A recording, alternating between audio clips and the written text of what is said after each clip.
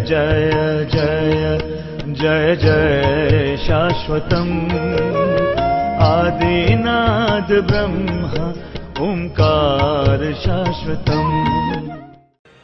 मिले तो बांट कर खाए और न मिले तो धन्यवाद दे प्रभु को। आज उपवास का अवसर दिया है, आज उपवास का अवसर दिया है, ये बोलकर धन्यवाद दे। कोई शिकायत नहीं, कोई गिला नहीं। संत परमार्थ के लिए जो जीवन अर्पित करते हैं, वृक्ष अपने लिए फल लेकर नहीं उगाता, नदी अपने लिए जल लेकर नहीं बहती, और संत अपने लिए नहीं जीते। किसी ने एक बार हमसे पूछा, स्वामी जी आपका लक्ष्य क्या है?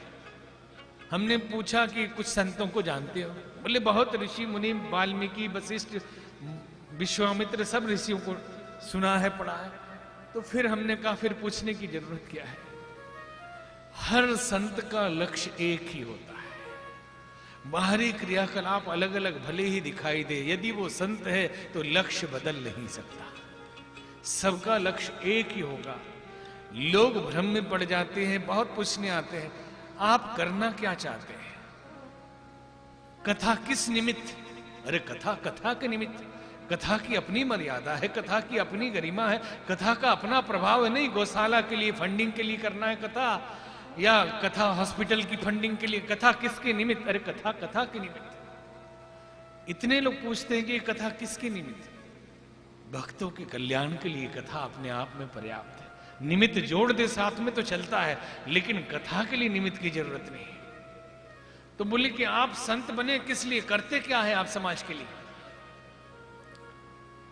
लक्ष्य क्या है आपका? हमने पूछा, शायद आप भटक रहे हैं, साधु के लक्ष्य को नहीं जानते। साधु का लक्ष्य कभी बदल नहीं सकता। अगर साधु है तो समस्त साधुओं का एक ही लक्ष्य होगा, परमार्थ के कारणे साधुन धरा शरीर। परमार्थ साधु का लक्ष्य होता है। हॉस्पिटल बनाना, गौशाला बनाना, विद्यालय खोलना, ये सब उस परमार्थ के कार्य के अंग हो सकते हैं, लेकिन लक्ष्य किसी हॉस्पिटल को बनाना, किसी गौशाला को बनाना किसी साधु का नहीं। सिर्फ परमार्थ उसका लक्ष्य है। और जीवन में जितनी संभावनाएं होंगी सेवा की, वो सब करेगा, लेकिन लक्ष्य परमार्थ है। दूसरों के लिए जो जीता है वो साधु है।